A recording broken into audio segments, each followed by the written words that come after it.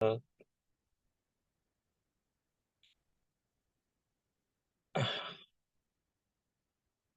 Hello, નમસ્કાર, good morning sir. નમસ્કાર madam.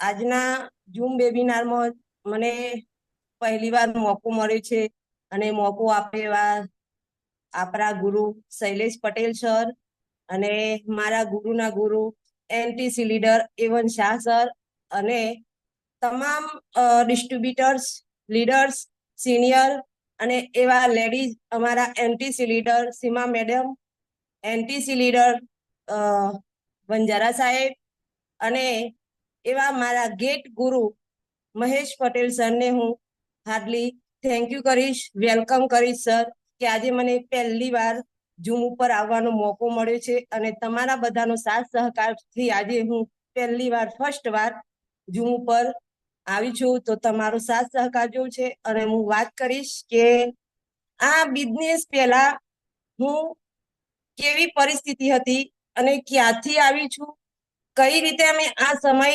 ગુજાર્યો છે, મારું બાળપણ ક્યાં નીકળ્યું, હું તમને આજે મારી સ્ટોરી કહીશ અને તમારો બધાનો સાથ સહકાર મને મળે અને આપણે બધા આગળ વધીએ એવી હું બધાની જોડે આશા રાખું છું. તો હું મારો પરિચય આપીશ કે પહેલા મારો નાનો પરિચય આપીશ કે હું પરમાર અનુબેન જયેન્દ્રસિંહ અને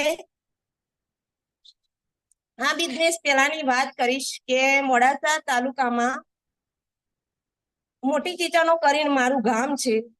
ત્યાં મારો જન્મ એક ખેડૂતના ઘરે થયો હતો. ત્યાં અમે 3 બેન અને એક ભાઈ હતા. સર, મારો અવાજ આવે છે? Hello. Yes, madam. Yes. Yes madam, Complete. Ready. 3 બેન અને એક ભાઈ છે મારે અને બધામાં સૌથી મોટી હું છું. સર, પરિસ્થિતિની વાત કરું તો પપ્પા ખેડૂત હતા અને પપ્પાની હું મોટી લાડકી દીકરી છું અને હતી. એક સમય એવો હતો કે મને ભણવામાં એટલો બધો શોખ હતો સર કે મેં મારી જીવનની અંદર મસ્તી બી એટલી કરી છે અને મારી મમ્મી પપ્પાને પરેશાન બી એટલા બધા કર્યા છે. અને હું વાત કરીશ, હું 9મા ધોરણમાં આવી સર, ત્યારે અમારે કહેવાય ને કે સર પપ્પા ખેડૂત હતા અને એક સમય એવો હતો કે અમારા ઘરે રોટલા બનાવવા લોટ નહોતો. સર, આ રિયલ સ્ટોરી છે. આજે મારો ભાઈ પણ ઝૂમ ઉપર છે, મારા સગા પણ ઝૂમ ઉપર છે. તો અમે એક અઠવાડિયું અમારા ઘરમાં રોટલા બન્યા નતા. એ સમય હું મારા પરિવારમાં બહુ મતલબ કે સમજણ હતી, 9મા ધોરણમાં હતી અને ભાઈ નાનો હતો એટલે એને ભૂખ્યો રખાય ના. તો અમારા ફળિયામાં એક પેલું કહેવાય ને સર, બારમું હતું. ત્યાંથી અમે 3 ભાઈ બહેન લાડવા લાવ્યા હતા અને ભાઈને અમે રોજ લાડવા ખવડાવતા હતા. પરિસ્થિતિ બહુ ગંભીર હતી. પપ્પાને બધું સારું હતું, ખેતીથી લઈને બધું સારું હતું, પણ જેવું અમારે ખેતીનો પાક પાકે એવું અમારા ઘરમાં કઈ ને કઈ પરેશાની આવતી. એટલે બીજું કોઈ ગવર્મેન્ટ તો જોબ હતી નહીં. એટલે જેવું અમારા ઘરે અનાજ પાકે કઈ બી આવે તો મમ્મી બીમાર થતા એટલે અમારે હોસ્પિટલમાં ખર્ચો પૂરો કરવા અમે ઘરમાં જેટલું અનાજ જે હોય ને અમે વેચી મારતા. એ સમયે અમે ભાઈને કહેતા, ભાઈ બહુ નાનો હતો, 5મામાં હશે કદાચ. તો ભાઈને એમ કહેતા કે તું કોઈને કહેતો ના કે તને લાડવા ખવડાવીએ છીએ. છતાં પણ ભાઈ આજુબાજુ કહેતો કે મને ખાસા દિવસથી લાડવા ખવડાવે છે. એ સમયે મારો અભ્યાસક્રમ 10મામાં આવવાનું થયું સર. સારું હતું અને મારે 10મા ધોરણના નવા ચોપડા લાવવાની પરિસ્થિતિ નહોતી, પણ એ સમયે મારે જૂના ચોપડાની કિંમત થઈ હતી 65 રૂપિયા. હવે પપ્પાને મેં કીધું કે પપ્પા, મારે 65 રૂપિયા જોવે છે.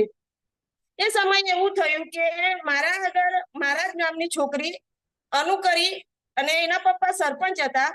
તો એ છોકરીને 10મામાં કઈક સ્કોલરશીપ ભરી હશે અને 12મા પછી પીટીસી થઈ ગઈ સર. તો એ પૈસા ગયા એટલે પપ્પાને વિશ્વાસ ઉડી ગયો અને પપ્પાએ એવું કીધું કે ભણવું આપણું કામ નથી બેટા, આપણે ખેતી સરસ કરીએ અને બંને થઈને પરિવારને સાચવશું. એ સમયે મને 65 રૂપિયા ના મળ્યા સર, એટલે મેં પપ્પાને મદદ કરવાની ચાલુ કરી. આજે અમે 3 ભાઈ બહેન આજે ઝૂમ ઉપર છીએ અને હું જે વાત કરું છું એ સર રિયલ છે. એમ કરતા કરતા સમય જતો થયો અને કહેવાય ને કે કુદરતના ઘેર દેર છે અંધેર નહીં. પણ આપણા સર લોકો એવું કે છે કે જેના મા બાપે સારું કર્મ કર્યું હોય ને એને માય લાઈફ મળે.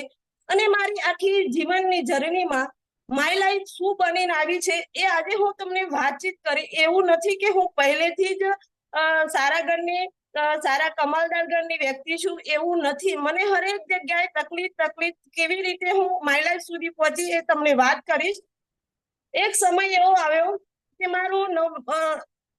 મારા 10મા પછી મારું અભ્યાસક્રમ અટકી ગયો સર. મેં બહુ જ મહેનત કરી પણ મારી જોડે જો 65 રૂપિયા નહોતા પપ્પા જોડે તો મારે આગળ વિચારવાનું જ શું. મેં એવું વિચાર્યું કે કદાચ ચલો હું કઈ કરીશ મહેનત તો મારા પાછળના ભાઈ બહેનને સારો અભ્યાસ મળી રહેશે. એમ કરતા કરતા મારા મોટા પપ્પાનો એક દીકરો હતો, તે બહુ જ બીમાર હતો અને એ સમયે પોલીસની જાહેરાત પડી હતી સર. ત્યારે મારી ઉંમર નથી થતી. મેં એફિડેટ કરાયું અને વાત કરું તો એ સમય બહુ થઈ ગયું, મને યાદ નથી.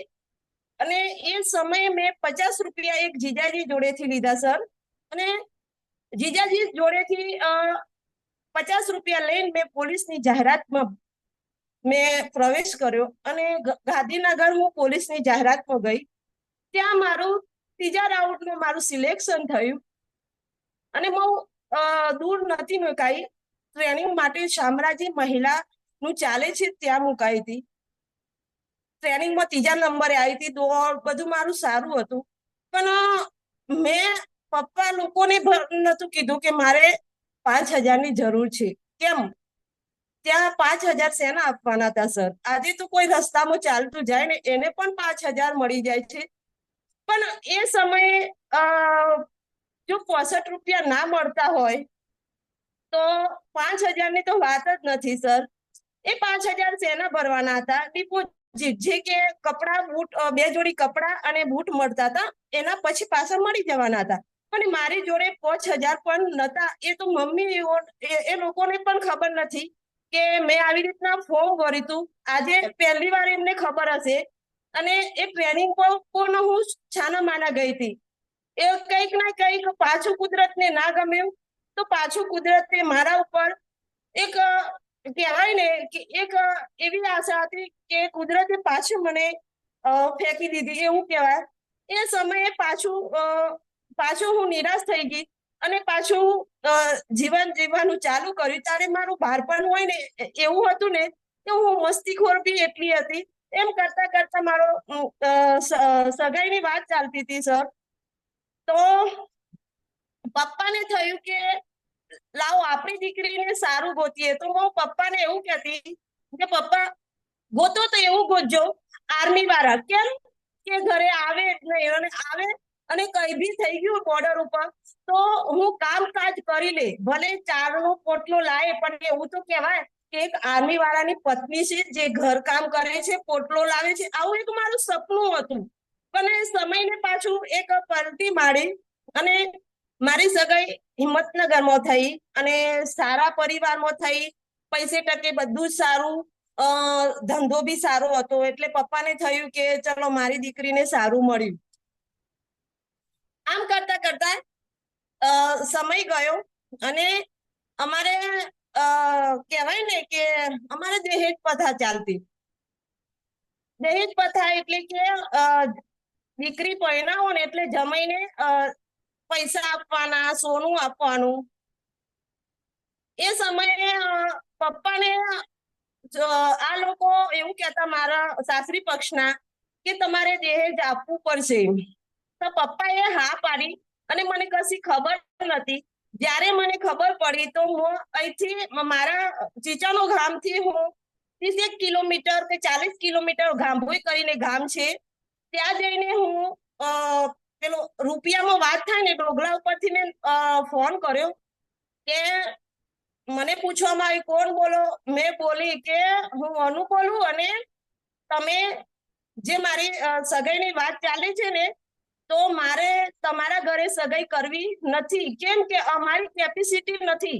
જે તમે મારા પપ્પા જોડે માગો છો એ વસ્તુ મારી જોડે નથી. તો એ લોકોએ એવું કીધું, મેં એવું કીધું કે અમે 3 ભાઈ બહેન છે, માટીનું ઘર છે અને રિયલમાં અમે 2 જ માટીના ઘર હતા. અને માટીના ઘરમાં અમે કેટલા લોકો રહેતા હતા? 36 લોકો. હું એ પરિવારમાંથી આવું છું કે 36 લોકો અમે રહેતા હતા.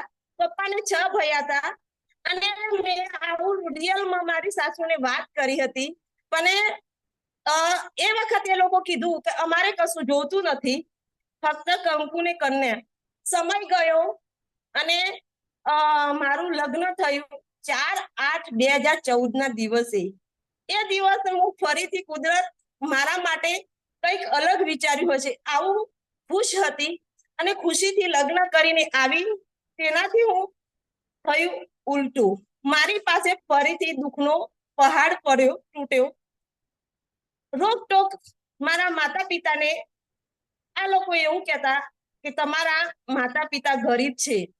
આવી હાલતમાં મેં બહુ પ્રયત્ન કર્યો, પણ એક દિવસ બધું સારું થઈ ગયું. પણ કુદરતે કંઈક અલગ વિચાર્યું હતું, એટલે મારી હિંમત તો તૂટી ગઈ અને હું જિંદગીથી પાછી હારી ગઈ. એવો સમય મારા દિવસે આવ્યો કે એ સમયે પણ દવાનું મતલબ કે કહેવાય ને કે સારા દિવસો ચાલે તો સમય એવો હતો કે દવાનો ખર્ચો મને સંભાળ કે હવે તમારા પિયરવાળા તમારી દવા કરાવશે, અમારે કોઈ જવાબદારી નહીં. એ સમયે હું મમ્મી પપ્પાના ઘરે ગઈ ત્યારે મારે એક દીકરાનો જન્મ થયો અને એ દીકરાનું નામ છે વનરાજસિંહ. સર, મને એ દિવસ ખુશી તો હતી જ, પણ સાથે સાથે દુઃખ પણ હતું. કેમ કે સાસરીમાંથી કોઈ સપોર્ટ ન હતો અને હોસ્પિટલનું બિલ કઈ રીતે ભરીશું એ ટેન્શન હતું. એ સમયે કેમ ટેન્શન હતું કે એના 6 મહિના પહેલા જે મારા ભાઈ છે પ્રહલાદસિંહ ટીસી છે, એ અત્યારે ઝૂમ પર છે. ભાઈ એટલો બીમાર હતો કે તમે ના માનો, પપ્પાએ ખેતરમાં વાયેલા ઊભા ઘઉં વેચી માર્યા હતા. અમારી જોડે એ સમય પાછો એવો આવ્યો કે ભાઈ 6 મહિના હોસ્પિટલમાં રહ્યો, એના શરીર ઉપર 8 ઓપરેશન છે સર. તો અમારી જોડે ઘરની અંદર ના તો અનાજ હતું કે ના તો કશું જ નતું. એ સમયે હું કહેવાય ને કે હું પિયરમાં તો ગઈ હતી, પણ ત્યાં પણ મારો દુઃખનો પહાડ તૂટી પડ્યો હતો. અને ત્યાં મારું દવાખાનાનો ખર્ચ, મેં કોઈ દિવસ દવા લીધી જ નથી. 1 મહિનો લીધી, પછી લીધી જ નથી.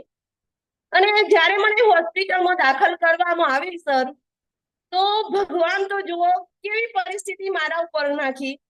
મોડાસાના ટોટલ દવાખાના બંધ હતા, કારણ કે કંઈક વિઘ્ન થયું હતું, કંઈક પ્રોબ્લેમ થયો હતો અને ટોટલ દવાખાના બંધ હોવાના કારણે એક જ દવાખાનું ચાલુ હતું, બસ સ્ટેન્ડની પાછળ મોડાસા વિપુલ પટેલનું દવાખાનું છે. મને આજ બી એટલું જ યાદ છે. એ સમયે અમારે ત્યાં દાખલ તો થવું, પણ ફી વધારે હતી. ફી હવે અમારે ફીના ખર્ચો, મારું સિઝેરિયન થયું કારણ કે મેં કોઈ દવા નથી લીધી, ભય બીમાર હતો. અને 19માં રનિંગમાં વનરાજસિંહને જન્મ આપ્યો હતો સર. એ દિવસે અમારી જોડે મને મિનિમમ 9 દિવસ હોસ્પિટલ રહેવું પડ્યું હતું, કારણ કે અમારી જોડે હોસ્પિટલનું બિલ ફક્ત 2500 રૂપિયા અમારી જોડે ખૂટતા હતા. કેમ ખૂટતા હતા કે પપ્પાએ ઓલરેડી જે હતું એ ભાઈને દવામાં ઉભો કરવામાં વાપરી દીધું હતું. અને એ સમયે અમારે 2500 રૂપિયા ખૂટતા હતા સર. અને એ 2500 રૂપિયા કોને આપ્યા હતા એ હું કહું. આજે પણ એ બેન મારા ઝૂમ ઉપર છે. મારા મોટા બાપાના દીકરી, એમને એ વખત કોઈ ગૂગલ પે એવું કશું હતું નહીં સર. એમને એવું કહેવાય ને મની ઓર્ડર કે શું કહેવાય, એમાં એમને 2500 રૂપિયા મોકલાવ્યા અને 2500 રૂપિયા ઉમેરીને મેં 15,000 ફી ભરી. 15,000 ફી ભરી સર. અને મેં હોસ્પિટલ થી 9 દિવસે ઘરે આવ્યા. અને મારા કહેવાય ને કે કુદરત પાછું કંઈક વિચારે છે. અને ઘરે આવ્યા તો તમને ખબર હોય કે ઘરની અંદર પરિસ્થિતિ બહુ ગંભીર હતી. આજે સારું થશે, કાલે સારું થશે, આમ કરતા કરતા મને બહુ જ જીવનમાં તકલીફ પડી. પણ હું કોઈ પણ તકલીફને ફક્ત આપણા પ્રકાશ સર કહે છે ને કે 24 કલાક કે જો મનાવી કે ઉજવવી કે દુખી થવું, પછી આવી મારી પહેલેથી આદત હતી. અને મને હવે હું તમને વાત કરીશ કે મારી કહેવાય ને કે મને સાસરીમાં જે તે પ્રોબ્લેમ આવ્યો ને, આજ બી મેં મારી મમ્મી પપ્પાને કહેતી નથી. કારણ કે કેમ કે અમારે નાતમાં એવું કહેવાય ને કે જો મોટી છોકરી રિસેન્ટ ઘરે આવે તો બીજા ભાઈ બહેન નું સગું ના થાય. એ સમયે હું પાછી સર તૂટી ગઈ હતી. મારી જોડે કોઈ ઓપ્શન નતું. અને સાસરીમાં જવા માટે એમને એવું કીધું હતું કે જીયારું હોય તો જ મારા ઘરે આવું. અને આજે એ દિવસે અમારી જોડે હોસ્પિટલ થી આવીને જમવા બનાવવાનું હતું નહીં. મોડ હોસ્પિટલની ફી ભરી હતી. અને એ સમયે 1 વર્ષ પેલા 6 મહિના આવતા હતા ને ઓરી, અમારા ઓરી બહુ ઉજવવામાં આવે. જેના ઘરે પેલા દીકરો હોય ને એને ઓરી બહુ ઉજવવામાં આવે. એ સમયે મારી સાસુએ કીધું કે તમે કામ કરી શકો એવા નથી, એટલે આપણે તમારા દીકરાનું આપણે આવતી સાલ જેમ કરીશું. તો હું 1 વર્ષ મમ્મીના ઘરે રહી જીયારું માટે. જો દુનિયામાં છે ને કોઈ કોઈને સપોર્ટ નહીં કરે અને હું માય લાઈફને કેમ પ્રેમથી દિલથી બિઝનેસ કરવા માંગુ છું એ તમને ધીમે ધીમે સમજાશે.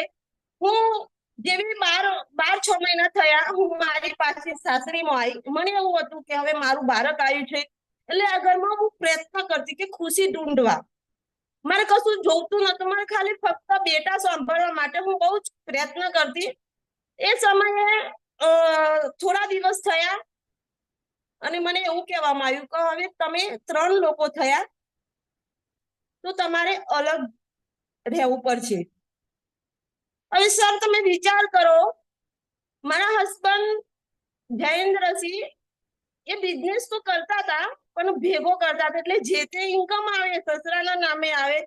એટલે હું કશું કોઈની જોડે માગી શકતી નથી, કશું લઈ શકતી નથી. અને એ સમયે આ લોકો મને એવો ત્રાસ આપતા કે મારા બાળકને આજ સુધી એમને રમાડે નથી, કશું જ નથી કર્યું. હું સવારે 4 વાગે ઉઠતી સર. 4 વાગ્યાથી લઈ સાંજે કહેવાય ને કે 12 વાગે જ મારે ઉઠવાનું. કેમ કે એ લોકોને મારે હાથ પગ દબાવવાના હતા. કેમ કે હું ગરીબ હતી. ગરીબી એવું વસ્તુ છે ને સર, તો દુનિયામાં સફળ થવા માટે છે ને ગરીબ બનવું પડે છે. એ કુદરતનો નિયમ છે. મને એવું હતું કે ચલો આજે નહીં તો કાલે આ લોકો મને એકવાર બેટા કહીને બોલાવશે. એમ કરતા કરતા મને અલગ મૂકી દીધી. અલગ કેવી રીતે મૂકી એ બી હું તમને વાતચીત કરીશ. મેં મારા મમ્મીને નતું કીધું. આજે કદાચ ઝૂમ ઉપર હશે તો એ સાંભળતા હશે. એ સમયે મને હું મારા હસબન્ડને કશું કહી શકતી નથી. કેમ કે મારા હસબન્ડ મારા સસરાને એવું રિયલમાં સાચું કહી દેતા હતા કે તમે જે દીકરીને લાયા છો ને એ સંસ્કારી ઘરની છે અને આજે તમારી દીકરી હોય તો હું કંઈક કહેતી તો મારા હસબન્ડ ઉપર આપ તૂટી પડતું. એટલે હું મારા હસબન્ડને કશું જ કહેતી નહીં. અને મને અલગ કાઢવા માટે જેટલા મારા વાસણ હતા ને સર, તમે ના કહી શકાય એવું મારા જેટલા વાસણ હતા ને બધા જ બહાર ફેંકી દીધા હતા લોકોએ. હવે બહાર તો ફેંકી દીધા, પણ વાત કરીશ કે પપ્પાએ ભાષણ બી એટલા આપ્યા હતા કે ના કહેવાય. ટોટલ વાસણ મારું તોબાનું વાસણ 1.5 મહિનો બહાર પડ્યું હતું. તમે ખબર હશે કે ઘરની પાછળ છત બનાવવામાં આવે છે, સાદલી પર મેં વાસણ ગોઠવી દીધા. હવે જઉં તો ક્યાં? હું મમ્મીના ઘરે ગઈ, પણ ત્યાં મેં વાતચીત કરી કે મારે અલગ રહેવાનું છે, મારા વાસણ ફેંકી દીધા છે, એવું આજ બી નથી કીધું મેં. અને સોરી સર,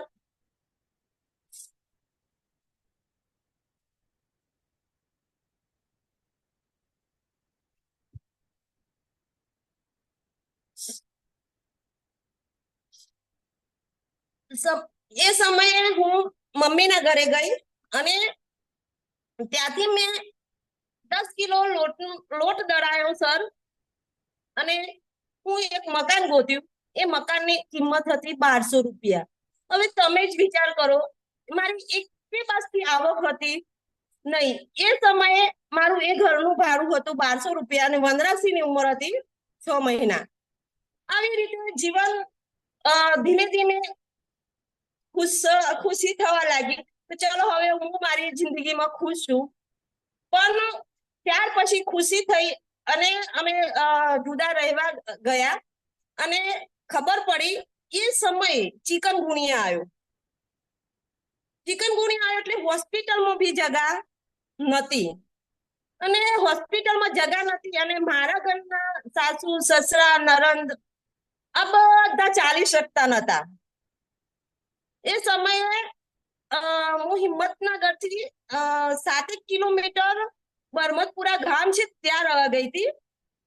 અને રવા કેવી રીતે ગઈ? મારા સોનાની ચેન મૂકી અને એમાંથી મેં ઘર વખરી બધું ચાલુ કર્યું હતું. વાસણ તો અહીંયા જતા, હું લેવા આવી નથી. ફરીથી હું એ ઘરે પગ ક્યારે મૂક્યો એમ હું તમને વાત કરીશ. જ્યારે હું આવી એ સમયે મને આ લોકોએ બોલાવી. કેમ બોલાવી? મને તો ખુશી હતી કે ચલો હવે ભેગું રવા મળશે, મારું બાળક સારા દાદી દાદા જોડે રમશે, આવું મને ખુશી હતી. સર હું આવી, પણ કેમ આવી ખબર છે? એ લોકોની સેવા કરવા બોલાવી હતી, ભેગું નહીં. આમ કરતા કરતા સર સમય ગયો અને ટોટલ કામ બધું જ મારે કરવું પડતું હતું. સવારથી લઈને સાંજ સુધી મને કામની ચિંતા નથી, મારે પ્રેમ જોતો હતો. એમ કરતા કરતા તકલીફ વધતી ગઈ અને આવી રીતના હું તૂટી ગઈ. મારો દીકરાને તકલીફ ના પડે એટલે એને ભણવા માટે મેં પિયર મૂકી દીધો. કેમ મૂક્યો? કે મને રમાડવાનો ટાઈમ બી નતો મળતો મારા દીકરાને. અને અમુક સમયે તો હું મારા પતિને પણ ના કહેતી અને આજે શું થયું, કેમ આખો દિવસ ધંધો કામ કરી થાકીને આવ્યા, આવું કઈ કહેતી નથી, કારણ કે પ્રોબ્લેમ થઈ જતો અને એમનો ગુસ્સો બહુ જ હતો. આમ કરતા કરતા ઘરની પાછળ મેં એક નાની રૂમ બનાવી અને એમાં મતલબ 70,000 રૂપિયા જેવું થયું હશે. મેં એક નાની રૂમ બનાવી. હવે પછી સાંભળજો, મેં એક નાની રૂમ બનાવી અને હું ભગવાનને પહેલાથી માનતી. નાની રૂમ બનાવી. એ દિવસ બીજ ભરવા ગઈ હતી. હું બીજ ભરવા ગઈ તો મોડાસા જોડે દેવરાજ છે, ત્યાં બીજ ભરવા ગઈ ને મારે આવતી અંધારું થઈ ગયું એટલે હું મમ્મીના ઘરે રોકાઈ ગઈ. અને બીજા દિવસે આવ્યા તો મને એવું કહેવામાં આવ્યું કે હવે તમને ઘરમાં નહીં બેસવા મળે, તારું મારી દીધું. સાંભળજો સર, એ દિવસે તારું મારી દીધું. મને ક્યારે ના પાડી દીધી અને તમે ના માનો, એ દિવસ મેં ભગવાન પરમાત્માને એવું કીધું તો પરમાત્મા એવું તો મેં શું ભૂલ કરી છે કે તું મારા ઉપર એક ને એક જવાબદારી આપતી જાય છે. અને એ દિવસે મેં એવું ભગવાનને કીધું, જો પૂનમ ભરવા ગઈ હતી, કે ભગવાન એના કરતા તો આ ઘર પડ્યું હોત તો સારું હતું. તમે ના માનો સર, ભગવાને એવું કરીને કે ત્રીજા દિવસ નગરપાલિકાનું દબન હટાવો આવ્યું. મને ખુશી શું હતી ખબર છે? મને હર પલ ના તો ઊંઘવા મળતું. મને બપોરે કદાચ ઊંઘવું હોય ને પેલા મને એડવાન્સમાં કામ આપીને આ લોકો સૂતા અને મને સૂવું હોય ને તો છત ઉપર સાદલીનું થોડું છોયરો આવે ને ત્યાં હું સૂતી હતી સર. કેમ કે હું 12 વાગે સુવા મને ટોટલ કામ હું કરતી અને ઘર બધી રીતે વેરસેટ હતું, પણ એક પરિસ્થિતિ ગરીબ અને ગરીબ હતી પણ સાથે સાથે સંસ્કાર તો હતા જ મારામાં. હું કોઈ દિવસ આ લોકોને કશું કહેતી નહીં. એમ કરતા કરતા સમય ગયો સર. 4 દિવસ થયા જે મારું ઘરનું તારું માર્યું અને 5મા દિવસે નગરપાલિકા આવી. શું કામ? ચોકડી મારવા. આ ઘર મારા બાપુઓના 19 ઘર હતા હિંમતનગર, તો બધા દબાણમાં બન્યા હતા અને મારું ઘર જે બન્યું હતું ને, મારી સાસુને પાવર હતો કે મારું ઘર એક જ વાત, તમારા પપ્પાનું ગરીબ છે, માટીનું ઘર છે, તમે ગરીબ છો, બસ એક જ મારા મગજમાં આ લોકો ના કરતા. અને એ સમયે ભગવાને કંઈક ના કંઈક કર્યું તો મારા માટે એ ખુશીનો દિવસ હતો. ઘર પર ચિંતા નથી. એ ખુશીનો દિવસ એ હતો સર કે નગરપાલિકાએ ચોકડી મારી 1 મહિનાની અંદર ઘર ખાલી કરવા ટોટલ લોકોને. તો મેં નગરપાલિકાને સાહેબને મળી કે સાહેબ મારું પણ ઘર છે પાછળ, ચાલો તમે અને ત્યાં ચોકડી મારો. આવું કોઈ મળે નહીં સર. ખરેખર મેં દિલથી ચોકડી મરાવી હતી. સૌનું થશે એવું મારું થશે એમ કરીને સર નગરપાલિકાએ ઘર પાડ્યા. હવે ઘર તો પાડ્યા પણ બધા જોડે પૈસા હતા, બધા જે જેની જગ્યાએ ગયા. અને જયેન્દ્રસિંહ બાપુ એવું કહેતા કે અનુ કે હવે મારી હિંમત નથી ભાઈ ભારે રવાની. તો મેં સર રિયલમાં સાચું કહું શું કીધું કે જો હિંમત તો મારામાં છે, ખાલી સપોર્ટ જોઈશે. તો એ જગ્યાએ જે દબાણ પડ્યા ને, મારો સામાન ત્યાં જ પડ્યો હતો. કેમ પડ્યો હતો? કેવું પૈસા નતા. જેટલા લોકો હતા એટલા એક કોઈ માવીનગર ગયા, કોઈ અલગ અલગ વિસ્તારમાં ગયા અને મારી સાથે 2 માળવાળું ઘર લીધું. પણ મારી સંભાળ નથી કરી સર. એ સમયે મેં વાતચીત કરીશ એ સમયે હું 3 દિવસ એ જગ્યા ઉપર ભાષણ બધું ત્યાં જ કર્યું હતું. પણ મારા રસ્તામાં આવતા જતા લોકોને કેવું રિલેશન ખબર છે? આવતું જે કોઈને પાણી પીવું હોય, જે આગળથી વિસ્તાર આવે છે પ્રણામ હોસ્પિટલ હિંમતનગર, તેની પાછળ જ મારું ઘર હતું. અને એ સમયે લોકોનો હું રિલેશનમાં સારી રીતે, ભલે ઘૂંઘટ કરતી પણ રિલેશન બધા જોડે સારા રાખતી. અને એ સમયે મને 3 દિવસ મારા કપડા બધું ટોટલ ઘર વખરી ત્યાં જ પડી હતી. ઘર ટોટલ પડી ગયા હતા. અને એક સમયે મને એક આઈડિયા આવ્યો. કેવો આઈડિયા આવ્યો? બધા તો જતા રહે પણ ત્યાં મારા ઘરે નવું જ ઘર બન્યું હતું. નવું ઘર બન્યું હતું તો ત્યાં મારું ઘર કહેવાય ને એના લોખંડ. તો હું 3 મજૂર કર્યા. બાપુને શરમ આવતી હતી, કારણ કે મને એવું કહેતા કે અનુભાઈ તમે આવું કામ ના કરો અને તમે ભાડાના મકાનમાં ચાલો. તો મેં એ દિવસ ડિપોઝિટ આપવાની હોય ને, એક્સ્ટ્રા ડિપોઝિટ, નવરાત્રીમાં મારું ઘર પડ્યું અમોસના દિવસે અને મેં ઘર રાખ્યું. એનું ભાડું હતું 1200 રૂપિયા. અને મેં એટલું કીધું ઘર માલિકને, મને ખાલી 1100 રૂપિયા કરી દો ને સર, તમારે એડવાન્સ ભાડું આપવાનું હતું. આમ બાપુ ત્યાં જોવા નતા આવતા. કેમ જોવા નતા આવતા? હું સારા ઘરનો દીકરો છું તો લોકો વાતો કરશે. અને મેં એવું કીધું તમે આ ઘર રાખ્યું ને ત્યાં ઊંઘી રહો. ખરેખર રિયલમાં બાપુ બનવું અને બાપુ માંથી કઈ રીતે શું કરવું ને, કોઈ નાત જાતથી કોઈ લેવા દેવા નથી. મને એટલી ખબર પડે કે કોઈ પણ જગ્યાએ કોઈ પણ જાતનો વ્યક્તિ હોય પણ તમારો સપોર્ટ કરે ને એ જ બાપુ કહેવાય. બાકી આ દુનિયામાં કોઈ બાપુ નથી.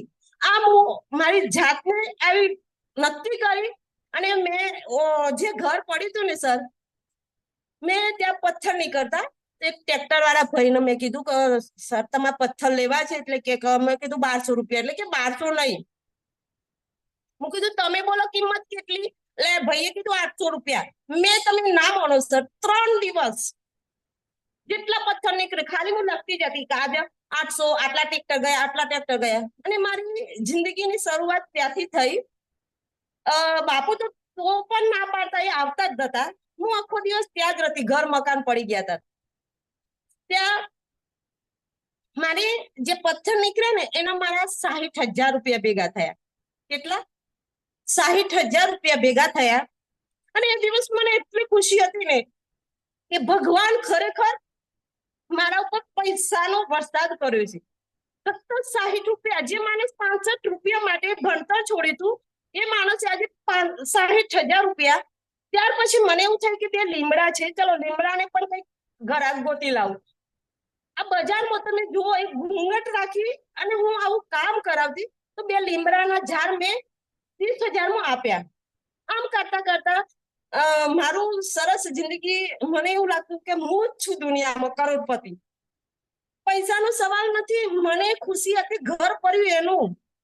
એમ કરતા કરતા મેં બે લોકો લાવી, 2 થી 4 લોકો. એ લોકોને એવું કીધું તો તમે જો મને આ જે મકાનમાં જેટલું લોખંડ છે મને કાઢી આપશો, તો જે નાનું નાનું લોખંડ નીકળશે ને એ તમારું અને મોટું મારું. આમ કરતા કરતા સર મેં લોખંડ બધું સલામત, કારણ કે 10 જ વર્ષ થયા હતા મકાન બનાવવા. જબરજસ્ત મકાન બનાવ્યું સાસુ સસરા, કારણ કે પૈસા વાળા હતા ને એટલે, અને આપણા ગરીબ હતા એટલે એમનું લોખંડ આપણે કાઢ્યું. એ સમયે મને એ લોખંડ મેં કઢાવી જોડે રહી હિંમતનગરની અંદર. આ વાત જે હું કરી રહી છું આજે રિયલ કરું છું, અને એ આ સ્ટોરી મારા ઘરે પણ ખબર નથી. એ મેં લોખંડ 3 દિવસ કઢાયું, તો મારા આમ કરતા કરતા મારી જોડે ઇન્કમ થઈ 1.5 લાખ રૂપિયા. આજે આ અનુદાન છે એ 1.5 લાખ થી શરૂઆત કરી છે. કેવી રીતે? પછી મને હિંમત આવી કે હવે હું દોરના છે ને 2 કરે, 3 કરે, 4 કરે, બાકી હવે તો હું હારે નહીં. ધીમે ધીમે હું સર હું ભાડાના મકાનમાં આવી. એટલે મને એવું થયું કે હું ઘરે બેસી રહું છું, તો હવે શું કરશું એમ. ત્યાં હું જે મારા ઘરથી કાઢી મૂકી છે, હું કશું જ લીધું નથી સર. ત્યાં હું ટીવી અને ફ્રીજ નવું, મારી જિંદગીનું હું નવું લાવી, અને મને ખુશી હતી. એ વખત જૈન રસીને ખુશી આવી કે ખરેખર તારામાં આટલી હિંમત છે. મેં એવું કીધું તો ફક્ત તમે છે ને બચત કરતા શીખી જાઓ, બાકી બધું હું કરી લઈએ. આ ઘૂંઘટ છોડવો તો મુશ્કેલ હતો, પણ જે ભાડાના ઘરમાં આવી ને ત્યાર પછી મારી ખુશી અલગ હતી. કેમ? તમને વાત કરીશ કે હું પણ 90 રૂપિયામાં કામે ગઈ હતી સર. કેમ કે મારે 2 લાખ પૂરા કરવા હતા, અને મારા બાળકને પહેલેથી હું સારી સ્કૂલમાં ભણાયો મોડાસા. કેમ કે જે મને કષ્ટ પડ્યું ને મારા બાળકને ના પડવું જોઈએ, અને મારા બાળકને સારી સ્કૂલમાં ભણાવવા માટે મેં એક ફેક્ટરીમાં 90 રૂપિયામાં જોબ ચાલુ કરી. કેટલા? કારણ કે આવું કોઈ એવું કહેવાવાળું તો નતું કે ઘૂંઘટ કરજો, આ કરજો. શ્વાસ બી લેવાનો મુશ્કેલ હતો મારા માટે. તો બાપુને મેં એવું કીધું, બાપુ છોડી દો, ફક્ત સાથ આપો. 90 રૂપિયા તો 90 રૂપિયા સર, તમે ના માનો. મારી પહેલો જે પગાર આવે ને 90 રૂપિયામાં જે તે આવે, હું કેમ ઘરમાં નથી રહેતી. હું માઇન્ડથી મેન્ટલ, મતલબ કે કહેવાય ને બીમારી, એવું મને ટેન્શન આવતું કે હું શું કરે. હું 90 રૂપિયામાં પાછી શરૂઆત કરી સર. એક ફેક્ટરીમાં સીપીએમ કરીને કંપની હતી દવાઓની, ત્યાં હું મશીન ઉપર બેસવાનું ચાલુ કર્યું. પણ પાછો સમય એવો આવ્યો તો મને એટલી ખબર પડી કે ભગવાન મુશ્કેલી કેમ આપે છે. કે મુશ્કેલી એટલા માટે આપે છે કે તમે આગળ કરી શકો, અને મુશ્કેલી એ વ્યક્તિને આપે છે કે જે સફળ થવાના છે, જેને 36 ની છાતી છે ને, અહીં ટોટલ જે બેઠા છે ને એ બધા જ મુશ્કેલી વાળા, જેને મહેનત કરી છે ને બધા જ મુશ્કેલી વાળા જ આગળ આવે છે. શૂટમાં એમને આવતું નથી, એના માટે પણ બહુ જ મહેનત કરવી પડે છે. એ સમયે મેં 90 રૂપિયામાં જોબ ચાલુ કરી સર. તો મારા ઘેર કમ્પ્લેનો આવવા મારા હસબન્ડ ઉપર કે તમે તમારી વહુને ફરતી મૂકી દીધી છે, આ જે તે બધા બોલતા. સર મેં પાછું મને પૈસા ઓછા પડતા હતા ને મેં એક ઓફિસ રાખી પોતું કરવાની. તમે વિચાર કરો, મા બાપે કેવી ખુશી, જો કેવા ઘરમાં મને પરિણાવી હતી. જો 100 વીઘા જમીન, ગાડીઓ, ટ્રેક્ટર, સારી ઇન્કમ. તો આ દુનિયામાં માય લાઈફ કેવા લોકોને કરવી જરૂરી છે. એવું નથી કે આ વ્યક્તિ ના કરી શકે. જો મારા જેવું કોઈ આવું વ્યક્તિ કરી શકે છે તો આપણે પણ એવા લોકોને મળવું પડશે. એમ કરતા કરતા સર મેં એક બીજું એક્સ્ટ્રા 3500 પોતું કરવાનું. કેવી રીતે? હું સવારે 8 વાગે કંપની હતી, શરમ તો લાગતી હતી પણ અંદરથી થતું હતું કે 3500 એક્સ્ટ્રા આવશે. તો હું સવારે વહેલા ઉઠી ત્યાં પોતું કરી દેતી હતી. 3500 એ 2800 બીજા, આમ કરતા કરતા મારી ઇન્કમ સર વધતી ગઈ. હવે મને થયું કે હવે મારી જોડે પૈસા છે તો હવે હું શું કરું. એ સમયે સર મેં સર બીજી 5 મિનિટ લઈ લો. ઓકે ઓકે મેડમ, ટાઈમ છે 5 મિનિટ. એ સમયે સર તમે ના માનો, મેં પોતું, કંપની અને સાથે સાથે મેં ચાલુ કર્યું પાર્લર અને સેવન ક્લાસ. આ બંને કુદરત જો મને પછી સાથ આપે. પહેલા તો મને દુઃખ પડ્યું અને સાથ આપવા લાગી. મેં સેવન ક્લાસ કર્યું ગવર્મેન્ટની અંદર. તો મને 45 મિનિટની અંદર ફ્રોક બનાવવાનું હતું અને 45 મિનિટની અંદર જે તે વ્યક્તિ ફ્રોક બનાવે છે એને ગવર્મેન્ટ 50,000 રૂપિયા આપતી હતી. અને કુદરતે એવું કરી એક દિવસ મારું મશીન બગડેલું. હું થોડી લેટ પડી હતી એટલે મારું મશીન બગડેલું, છતાં પણ હું 45 મિનિટની અંદર મેં ફ્રોક તૈયાર કરી દીધું સર. એ દિવસે મારો ફર્સ્ટ નંબર હતો અને મને મળ્યા 50,000 રૂપિયા. આ રિયલ છે. 50,000 રૂપિયા મળ્યા એટલે બાપુ કેવા લાગે કે અનુ તું તો હોશિયાર છે. હોશિયાર તો બધા જ હોય છે પણ સપોર્ટ કરવા વાળા કોઈક નથી હોતા. એ તો મેં 50,000 રૂપિયા જે હતા ને મારી જોડે એને વાપરું ક્યાંય. કેમ કે હું મારા પોતું કરવું નથી. મને ઇન્સ્પેક્શન લાગ્યું હતું ઘરામાં. દવા જાય ને અંદર એ નીકળતી, મારા ધૂળ આ બધું ઘરામાંથી નીકળતું. એટલે ડોક્ટરે મને ના પાડી દીધી કે આ કામ તમારથી નહીં થાય. તો એ સમયે મેં 50,000 આવ્યા એટલે મને હિંમત આવી. હવે મારે સાડીઓનું કામ કરવું હતું. સાડીઓનું હું પહેલાથી શોખીન હતી, એટલી બધી ને કે હું ટેલર તો બની હતી પણ ખુદના માટે. દિવસે સાડી પહેરવી, રાત્રે તૈયાર કરતી 1 વાગે તો પણ. તો સર હું સુરતથી સાડી લાવી,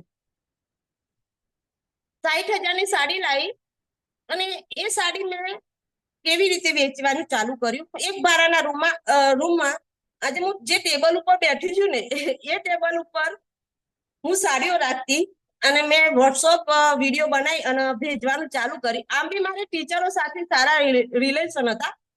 તો ધીમે ધીમે ટીચરો આવવા લાગી અને ટીચરો પણ હું એવું કીધું, કારણ મને સાડી વાળા એવું સમજાયું કે બેન તમારે ટેન્શન લેવું નહીં. સાડી ના વેચાય તો ટેન્શન નહીં લેવું, કારણ કે શાકભાજી નથી, બગડી જશે. હું તમને સપોર્ટ કરીશ. કેવી રીતે? તમારો જે માલ જતો નથી ને હું પાછો લઈ લે, પણ 2 મહિનામાં તમારે મને પાછો કરવાનો. તો હું જે સાડી આવે એનો વિડીયો બનાવતી અને ટોટલ ગ્રુપમાં નાખી દેતી. તો બીજું શનિ રવિ આવે ને એટલે બધી લેડીઝો મારા ઘરે આવતી અને સાડી વેચવા લઈ જતી હતી. કેવી રીતે? હું ટીચરોને એવું કહેતી, મને ખબર હતી મારે જેટલો જોઈએ એટલો માલ તો મને મળી જ જવાનો છે. ટીચરોને એવું કહેતી આ એક સાડી વેચાય તો 50 રૂપિયા તમારા. મને 50 રૂપિયા મળતા પણ 50 હું ચડાઈને આપતી અને હું માલ એવો લાવતી કે જે આપણા હિંમતનગરની અંદર આવ્યો જ ના હોય. એ માલ લાવતી, પહેલી સાડી હું સીવી અને જાહેરાત માટે પહેરતી. એમ કરતા કરતા મારું સાડીનું સારું ચાલવા લાગ્યું અને પછી હું મારા બાળકને કેટલા સમય મારી જોડે રાખું છું વિચાર કરો. ચોથા ધોરણ 3 વર્ષથી મેં મૂકી દીધો તો નર્સરીથી લઈ અને ચોથા ધોરણમાં હું મારા બાળકને હિંમતનગરમાં લાવું છું અને એ પણ સારી સ્કૂલમાં, વિદ્યાનગરી. ત્યાર પછી મને એવું લાગવા મળ્યું કે હવે હું સારું કરું છું અને હું ઘરે બેઠે કમાવા લાગી. પછી બાપુને પણ વર્ષમાં 2 વખત ગેપ રહેતી, દિવાળી અને હોળી. તો આ સમયની ગાળામાં હું માલ લાવી અને બજારમાં ઘર બેઠે, કોઈ દિવસ બહાર ગઈ જ નથી, ઘર બેઠે હું સેલિંગ કરતી. એમ કરતા કરતા મારી ઇન્કમ આવવા લાગી અને ઇન્કમની વાતચીત કરીશ તો મારા ઘરે 2 બાઈકો કહેવાય ને કે મારા ઘરે ફોર વ્હીલો તો સાસરાના ઘરે હતી, પણ કોઈ દિવસ મને ફોર વ્હીલમાં આ લોકો બેસવા નતા દેતા. કેમ? હું ગરીબ છું, તમારા બાપાએ કશું આપ્યું નથી. તો તમે ના માનો સર, એ દિવસે હું પેલા બ્લેક કલરની ગાડી હતી, જીપ જેવી કઈ સકરા, એમાં હું મારા મમ્મીના ઘરે જતી. કોઈ દિવસ મને પૈસા નતા આપતા. અને એ સમયે જે પહેલી બાઈક આવી ને સર, હું ખરેખર ઓખો ખુલ્લી હતી ને તો પણ મને સપનું લાગતું હતું. અને બાપુએ કદાચ તમને માય લાઈફ ની વાતચીત કરીશ, એ હું કાલે કહીશ.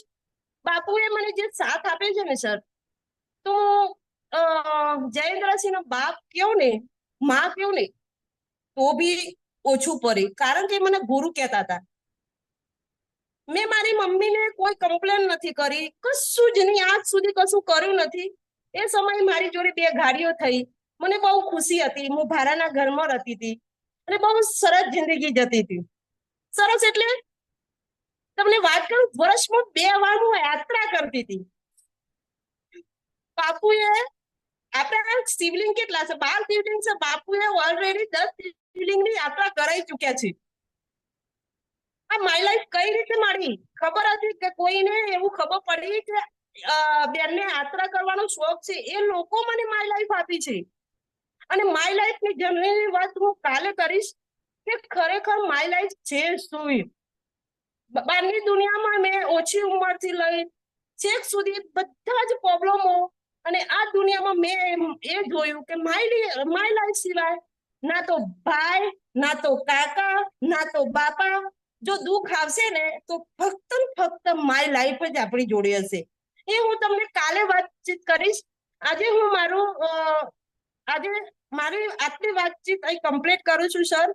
અને જે તે જર્ની માય લાઈફ પછી મારે શું બદલાવ આવ્યો ને, હું તમને કાલે વાતચીત કરીશ. અને હું સારા એવા ભાડાના મકાનમાં રહેવા લાગી, તો મારો સાડીઓનો વેપાર સારું થવા લાગ્યો. અને કુદરતી એક પાછી નાની આફત આવી હતી, એ હું તમને કાલે વાત કરીશ સર. હું મારી વાતચીત કહી દો મેડમ, કહી દો. હજી 10 મિનિટનો ટાઈમ છે તમારી પાસે. સર,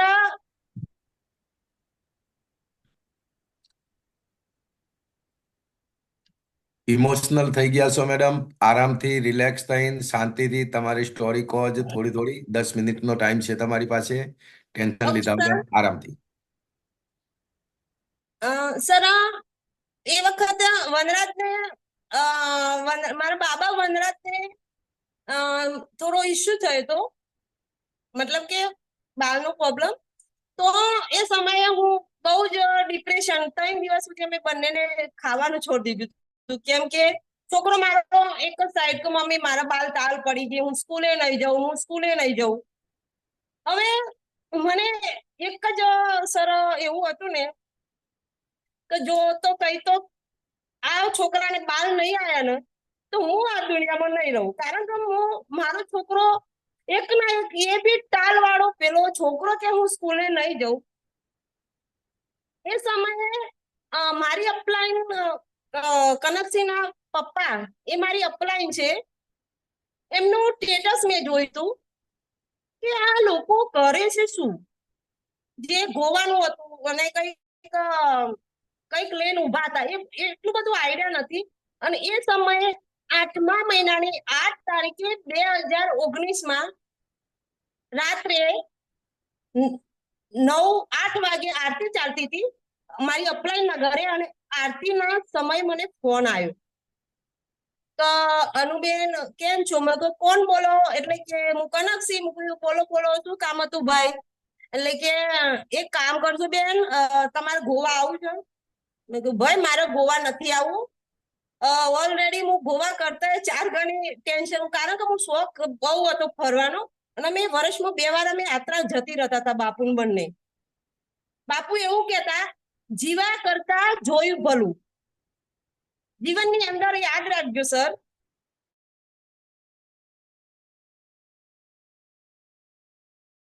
ની જરૂર છે. અને એ આપણી જોડે છે માય લાઈફ નો દરિયો, જે એકબીજાને ખુશી બાંટવાનો સમય છે. તો એ સમયે મને આ મારી અપલાઈન કનક સરે એવું કીધું કે બેન અમે તમારા ઘરે તમારે ગોવા આવું છે. મેં ના પાડી, એટલે કે કાલ કદાચ અમે તમારા ઘરે આવવાના છે. હું કહું આવજો, વધુ નથી. એ સમયે મારી અપલાઈન કનકસિંહને થેન્ક યુ કહીશ. એ દિવસે Mahesh Patel sir, RTC leader એવા મારા ગેટ ગુરુ જે દિવસ ફર્સ્ટ દિવસ આયા, તો મને એવું લાગ્યું કે જેમ કે બાપુને પેલું ફોર્મ ભરાવતા હતા, સપનાનું ફોર્મ. બાપુ ઉભા થાય, બેસે, કારણ કે મેં કીધું હતું કે આ લોકો ટૂર કરાવવા આવવાના છે. જો તમે હા પાડી તો આમાંથી કંઈક ઊંધું થશે. મેં ના પાડી દીધી હતી. જેવા બાપુ ઉભા થાય એવા સર કે સર 2 મિનિટ 5 મિનિટ ખાલી થોડુંક અમારી વાતચીત સાંભળો. એ દિવસે મને મહેશ પટેલ સરે કે બેન થોડા નજીક આવો ને. તમે હું મારી પીપીટી બનાવી ત્યારે હું બતાવીશ. હું કોઈ દિવસ નજીક નથી આવતી, દૂર ઉભરાઈને વાત કરતી હતી. તો હું એવું સમજી આ સર મહેશ પટેલ છે એ કોઈક ગાડીનું કોઈ ટૂરનું કરતા હોય ને, એટલે આ ટૂરોનું કરાવવા આવ્યા છે. તો એ સમયે બાપુને અમારે મતલબ કે પ્લોટ લીધો હતો, અને એટલા માટે મારી જોડે એવો સમય નતો પૈસાની, તો કહેવાય ને વ્યાજે તો લાવતા હતા જ. કારણ કે મારા એ વખત મારા હસબન્ડ જીબી કોન્ટ્રાક્ટર બનેલા હતા, એટલે વ્યાજે તો લાવતા હતા સર. અને એ સમયે મેં ના પાડી દીધી કે મારે આવો કોઈ ધંધો કરવો નથી, કે આવું નથી ફરવા. મારે ફરવાનું છે, પણ મારે હાલ પ્લોટ લીધો છે અને મને ધંધો છે શું છે ખબર નહીં. પણ મહેશ પટેલ સરે મારા ઘરે એક ગોળી જોઈ હતી કેલ્શિયમની. તેમને વાત કરી કે આ દવા શેની છે, કોની છે? મેં કહ્યું વનરાજસિંહની છે, એમને ઊંચાઈ વધારવી છે એમ. તો સર એમને એવું કીધું કે અમારી જોડે નેટ્યુલાઇઝ છે બાળકો માટે. એટલે મેં તો કીધું મારે કશું જ લેવું નથી. પહેલા તો મારા બાળકને જે પ્રોબ્લેમ છે ને એમાં રિઝલ્ટ મળે ને તો પછી આગળ વાતચીત કરીશું એમ. એટલે મને આપણું જે મહાભૂંગરા તેલ શેમ્પુ છે ને એ આપ્યું અને રિઝલ્ટ મળ્યું. પણ મેં તો બિલકુલ ના પાડી હતી કે આપણે આ બિઝનેસ કરવો નથી. એ સમયે વનરાજની સમજણ સારી હતી. એને ગૂગલ ઉપર સર્ચ માર્યું અને કીધું કે પપ્પા જો બહુ જ લોકો આ બિઝનેસમાં કમાઈ રહ્યા છે. કોઈને ઘર નતું, એ લોકોએ ઘર કર્યું. ગાડી નથી, એ ગાડી. પણ મને આવો કોઈ ટપકો પડતો જ નતો. માય લાઈફ આ બધું શું છે, માય લાઈફ તો પછી મને પછી શબ્દો યાદ રહ્યા જ નતા. અને એ સમયે મારી અપલાઈન આવી, અને અપલાઈન ને બાપુએ શું કીધું એ મને નથી ખબર. પણ બીજા દિવસે મારા હસબન્ડ ને મહેશ સર અને મારી અપલાઈન એક બીજી છે Mayur Patel sir. Thank you Mayur Patel sir, કે જેમને હું તમે ના માનો મારા હસબન્ડને મોતીપુરા જઈને 1 કિલોમીટર જઈને 50,000 થી 5 આઈડી થી આ બિઝનેસ સ્ટાર્ટઅપ કર્યો હતો. એમને એવું જોયું હતું કે નોમિનેશન ફેસિલિટી. તો મને ક્યારે ખબર પડી, બીજા દિવસે મારા ઘરે બીજી એક અપલાઈન છે પરવાનસિંહ, એ બધી પ્રોડક્ટ લઈને આવ્યા. ઓલરેડી હું સાડીનું કરતી હતી, તો પ્રોડક્ટ લઈને આવ્યા. તો મેં કીધું કે આ બધું શું છે, ડબલા. તો એની એમઆરપી જોઈ, મને ખબર નતું. એમઆરપી જોઈ તો ન્યુટ્રીલાઇઝ 2200 2400. તો મેં બધું બોધીને એક બાજુ ખૂણામાં નાખી દીધું કે આજે લીધું એ લીધું, ફરીથી પાછું લેવાનું નથી. પણ મને ખબર નથી કે ઓલરેડી બિઝનેસ ચાલુ થઈ ગયો છે. એ સમયે મારા હસબન્ડ ઘરે આવ્યા. મેં કીધું કે આ વસ્તુ આપણે કોઈને વેચવી નથી, તો કશું કરવું નથી. મને ખાલી બસ ઘર માટે વાપરી દેવાની. કે અનુ તું વિચાર કર, આપણે જે રિલાયન્સ માંથી લાવતા તે અહીંથી લેવાનું, અને સે તો તારા સગા, તો તને ટેન્શન શું છે? તો એ સમયે મારા હસબન્ડ એવું કહેતા કે એક કામ કર, તું એક પ્રોડક્ટ આ ઘોડામાં રાખ તારી સાડીની. તો સર હું નથી રાખતી, ના પાડતી હતી, કારણ કે મને એની એમઆરપી જોઈને ડર લાગતો હતો એમ. અને એ સમયે મેં ના પાડી દીધી બાપુને. અને બીજી મારી અપલાઈન રવિવાર આવ્યો અને હું જમવા બનાવતી હતી 12 વાગે, અને મારી અપલાઈન એવા રીતેશ પટેલ સર ફોન આવ્યો કે સર મેડમ કેમ છો? મેં કહ્યું મજામાં સર. કોણ બોલો? કે હું રીતેશ પટેલ બોલું, અને આજે આપણે બીઓપી છે જે આપણો પ્રોગ્રામ જીટીએસ થાય છે, તો એક કામ કરો ને બેન, તમે આવો ને ખાલી ફક્ત 2 કલાક. હું સરને શું કીધું તું ખબર છે? આજ સુધી સર મને ફોન નહીં કરતા. હું કહું સર, અરે સર નતું કીધું એ વખત સર પર એવું આવડતું જ નતું, કારણ કે મગજ એવું ગુસ્સાવાળું કરી દીધું હતું લોકોએ. મેં કીધું ભાઈ એક કામ કરો, તમે મારા ઘેર રસોઈ બનાવો, મારા પતિને ને મારા બાળકને ખવડાવો, હું ત્યાં આવું મીટિંગ કરવા. આવું હું મારી અપલાઈન મૂકી દીધું સર, અને મેં ફોન સ્વિચ ઓફ કર્યો હતો. થોડો સમય થયો, મારી બીજી ફર્સ્ટ અપ્લાયને મને ફોન કર્યો કે અનુબેન તમે એક કામ કરો ને, આજે આવો, આજે 3 વાગ્યા પછી છે. એટલે જયેન્દ્રસિંહ બાપુએ કીધું કે અનુ એક કામ કર, હું તને મીટિંગ સુધી પહોંચાડી દઉં અને હું તો નહીં આવું, કારણ કે મારું નવું ઘર બનતું હતું, ત્યાં ગાડી આવી હતી. એટલે સર સમય છે. હલો, યસ મેડમ, છે છે 5 મિનિટ છે હજી. તો એ સમય સર મારું ઘર કામ ચાલતું હતું, તો ગાડી આવી હતી. એટલે મારા હસબન્ડ મને સરોદય હોટલમાં ઉતારવા આવ્યા, અને એ સમયે મેં મને મારી અપ્લાયન બહાર લેવા આવી, અને હું અંદર ગઈ છેલ્લી સીટ ઉપર. તો હું જોતી હતી કે આ ખરેખર આ બધું કોટ પહેરેલા અને આ બધું, આ તો આપણું કશું કોમ જ નથી, તો આ શું કેમ સમય બગાડતા હશે. અને તમને સાચું કહું, મને મીટિંગ કરવી ના ગમે, બજાર ફરવું ના ગમે, કશું જ ના ગમે, ઓનલી પર પૈસા ક્યાંથી આવે છે. તો સર એ સમયે હું છેલ્લે બેઠી હતી ને લાસ્ટમાં આવ્યા હતા આપણા Sureshbhai Banjara sir. Thank you sir, કે એ દિવસે મેં ફર્સ્ટ બંજારા સાહેબને સાંભળ્યા હતા કે 10મું ભણેલા છે, અને મસાલાનું કરતા હતા ને, એ કરતા કરતા આજે મારી લાઈફમાં અને આટલા પૈસા કમાઈ રહ્યા છે. એ સમયે મને તો એમ થયું કે હું એકલી નથી, ઓછું ભણેલા પણ આ બિઝનેસમાં છે. એ દિવસે હું ઘરે આવવાનું બંજારા સાહેબ ફોલો કરતા હતા, અને મને ત્યાં વરસાદ બહુ ચાલતો હતો, તો હું મારા હસબન્ડને ફોન કરતી જયેન્દ્રસિંહને કે મને લેવા આવો એમ. ત્યારે મહેશ પટેલ સર એસટીસી હતા, એવું કહેતા કે બેન ચિંતા ના કરો, હું તમને ઘેર મૂકી જઈશ. હા, ઘેર તો જવું જ હતું, પણ ચિંતા એ વાતની હતી કે હું આજ સુધી કોઈની ગાડીમાં બેસતી નહીં, કોઈની રિયલ કોઈની ગાડીમાં નહીં. અને એક જ ધ્યેય હતો કે હું લાવીશ પોતાની ગાડી તો જ બેસી. એ દિવસે હું સરને ના પાડી કે સર મને લેવા આવશે. તો એ વખતે જયેન્દ્રસિંહે કીધું કે વરસાદ ચાલુ છે, હું 2 મજૂર કરી લાવી છું, અને ગાડીમાંથી સિમેન્ટ ઉતારવાનો છે, હું તો તું ગમે તે મૂકું, સરના જોડે આવવાનું છે.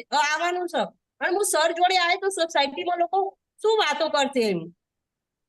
તો તમે ના માનો, સરના જોડે આવી પણ એક શબ્દ નથી બોલી, અને હું સરનો ઘરથી થોડે દૂર વિદ્યાનગરી હતી ત્યાં ઉભી રાખે. સર કે બેન કેમ, તમારું ઘર તો ત્યાં છે.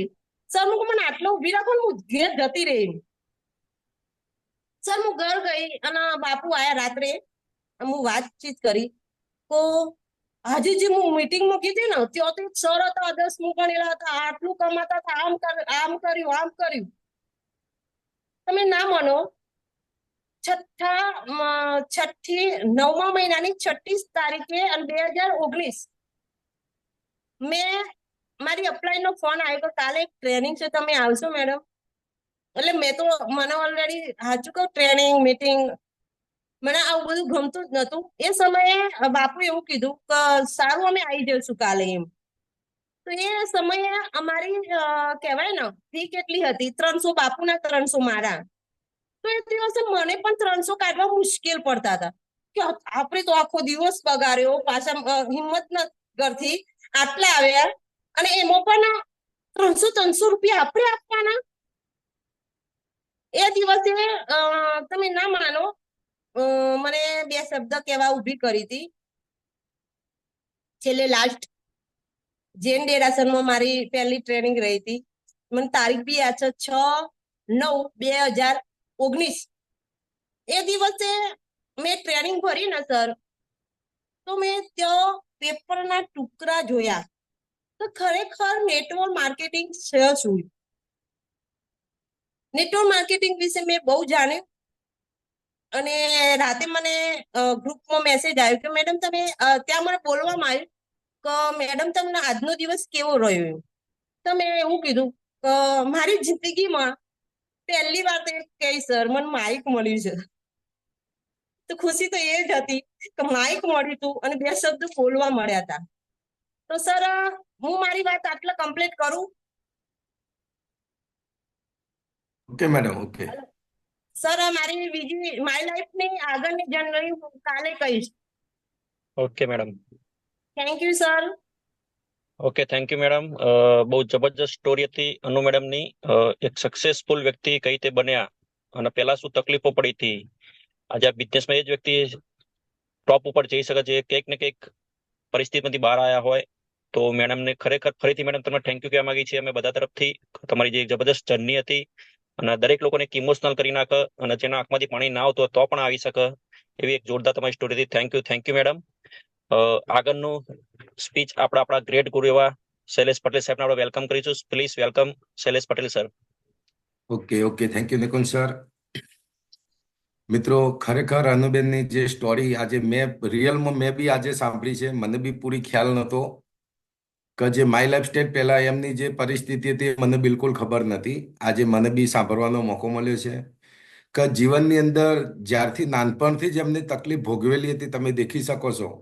3 ભાઈ બહેન હતા, ઘરે જમવા માટે બી અનાજ બી નહોતું, દાણા બી નહોતા, લોટ બી નહોતું. એવી પરિસ્થિતિમાં એમને સંઘર્ષ કર્યો. સંઘર્ષ કર્યા પછી લગ્ન થયા પછી બી એમના ઘરમાં એમને કંઈ રિસ્પોન્સ નહોતો મળતો, કોઈ સપોર્ટ નહોતો મળતો, કોઈ લોકો બોલાવવા તૈયાર નહોતા. કેમ કે એમના મા બાપે એમને દહેજ નહોતું આપ્યું, જેના કારણે ગરીબ તરીકે એમને ઘરમાં રાખવામાં આવતા હતા. અને આ પરિસ્થિતિ મિત્રો તમે દેખી શકો છો કે બહારની દુનિયામાં ઘણા બધા લોકોને ઘણું બધી તકલીફો હોય છે. આજે આ બિઝનેસની અંદર જે લોકો આવે છે અને એ તકલીફની અંદરથી જો બહાર નીકળે છે તો અહીંયા દરેક લોકોના સપના પૂરા થઈ શકે છે. મિત્રો, તમારી બહારની દુનિયામાં જે બી સપના છે એ સપના અહીંયા પૂરા કરવા માટેનો એક આપણને એક જરિયો મળી શકે છે. બહારની દુનિયામાં તમને મને મદદ કરવા માટે કોઈ નથી આવતું, તમે દેખી શકો છો. પણ આ એક એવો બિઝનેસ છે કે જેની અંદર તમને લોકોને આપણી અપલાઈન લોકો આપણને મદદ કરતી હોય છે, આપણને સપોર્ટ કરતી હોય છે, જેના કારણે આપણને અહીંયા આ બિઝનેસમાંથી આપણે સક્સેસ થઈ શકીએ છીએ. હજી એમની જે ઓરિજિનલ સ્ટોરી છે કાલે તમે સાંભળજો, તમને ખ્યાલ આવશે કે આ બિઝનેસની અંદર અપલાઈનની શું વેલ્યુ છે. એ કેવી પરિસ્થિતિમાંથી બહાર આવ્યા. માય લાઈફસ્ટાઈલ ચાલુ કર્યું એમને 2019માં, પણ 2020ની અંદર જ્યારે જ્યારે કોરોના આવ્યો ને એ વખતની એમની પરિસ્થિતિ ખાલી તમે સાંભળજો. એમના હસબન્ડ એક્સપાયર થાય છે પહેલા જ દિવસે, કોરોનાના દિવસે. અને એ દિવસે એમના સસરાવાળા, એમના ઘરવાળા 9 મહિના એમના ઘરે ત્યાં સાસરી રહ્યા હતા. અને એવા ટાઈમે એમની કેવી પરિસ્થિતિ હતી કે જે પોતે મેન્ટલી ડિપ્રેશનમાં આવી ગયેલા હતા, ઊંઘની ગોળીઓ ખાતા હતા. અને એવા ટાઈમે એમના બિઝનેસની પાછી એમના અપલાઈનોએ મદદ કરી, એમને સપોર્ટ કર્યો અને એ ઊભા થયા છે. અને ઊભા થવા પાછળ એમને જે મહેનત કરી છે ને એ રિયલ સ્ટોરી આવતીકાલે તમને સાંભળવા મળવાની છે. મિત્રો, તો હું આજે તમને એટલું ચોક્કસ કહીશ, ફરીથી આપણે બધા લોકો અનુબેનને એકવાર થેન્ક યુ કહીશું. અનુબેન, ખરેખર તમે બહુ સંઘર્ષ કરીને બી આજે અહીંયા આવ્યા છો અને આજે બી આ બિઝનેસની અંદર તમે સંઘર્ષ કરીને આગળ વધો એવી ભગવાનને પ્રાર્થના કરીએ છીએ. આજની મીટિંગ આપણે અહીંયા પૂર્ણ જાહેર કરીએ પહેલા 2 મિનિટ આપણે વાત કરીશું.